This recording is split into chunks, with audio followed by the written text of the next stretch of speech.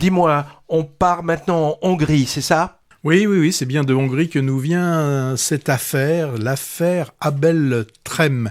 Alors, qu'est-ce qui lui arrive à cet Abel Trem ? Il est en fin d'année scolaire, année du bac, on est à Budapest, oral d'histoire, et les sujets que tire Abel, apparemment, le laissent complètement de marbre. Aucun son, aucun mot, rien ne sort de sa bouche. Alors, un échec qu'il faudra expliquer à papa Trem.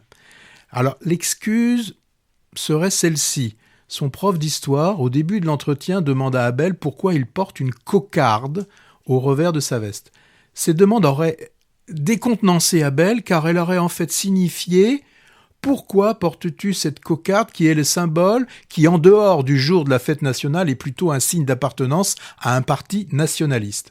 Alors, il faut savoir que le prof est plutôt, lui, du côté opposé politiquement au parti nationaliste. À partir de ce moment-là, toute une machine médiatique va se mettre en marche et va même complètement s'affoler. Alors, c'est un postulat assez simple, en fait, pour évoquer la révolte d'un adolescent, donc qui a un père obnubilé par la réussite sociale, avec donc pour la réussite sociale obligation de réussite pour engager des études universitaires. Et l'adolescent qui, sans savoir bien l'exprimer, il va rater son bac pour certainement vivre pour lui, avoir, c'est de son âge, des envies amoureuses par exemple. Le choix aussi du réalisateur était de nous montrer la vision de la société hongroise, une société hongroise avec des personnages politiquement adversaires.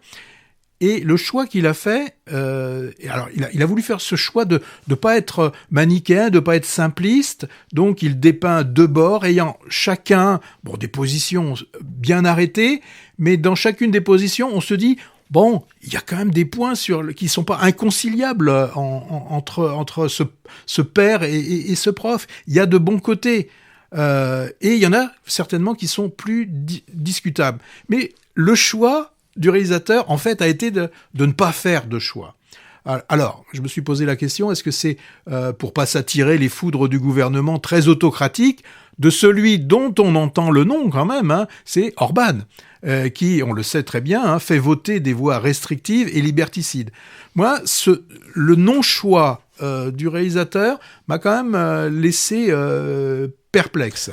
Alors, il y a une autre partie aussi qui peut-être là est intéressante, c'est comment, avec des infos qui ne sont pas vérifiées, on va pouvoir entretenir, attiser, et tout ça au travers des réseaux sociaux, avec des journalistes assez orientés, on va faire croire ce qu'on appelle les fake news, le climat un peu complotiste. Là-bas aussi, on se rend compte qu'en Hongrie, comme un peu partout, l'enseignement est un sujet très sensible.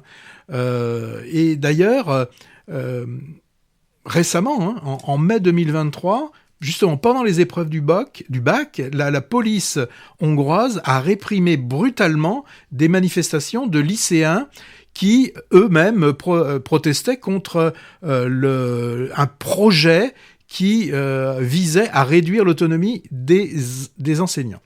Alors, d'un point de vue purement cinéma, moi, l'affaire Abel Trem ne va pas laisser beaucoup de traces dans ma mémoire.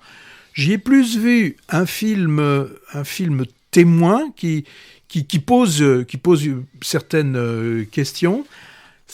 Il ne faut pas quand même que l'on oublie que la Hongrie est un pays européen, et que certainement c'est un de ces 27 pays, parmi les 27, il y en a plein que l'on ne connaît pas.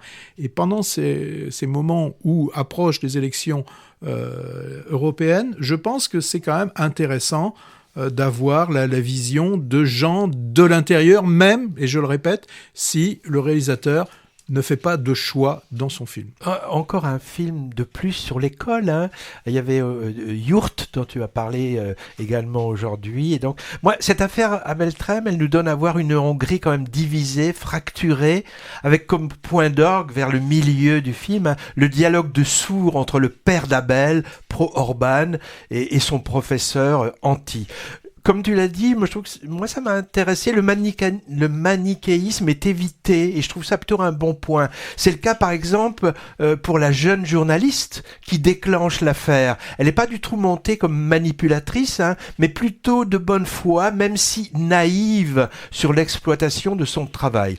Moi j'ai trouvé l'histoire intéressante. Je ne sais pas si c'est tiré ou pas d'un fait réel, mais pas forcément bien raconté, avec ces jours qui s'égrènent et puis des titres à chaque partie qui ne correspondent pas à grand-chose. Alors, film politique, c'est sûr, mais moi j'y ai vu presque surtout un film sur la fragilité d'un adolescent, Oui. trop sous le joug de ses parents, aimant par ailleurs, hein, et qui craque. C'est en fait la description d'une dépression, avec l'aspect sociopolitique qui devient presque annexe.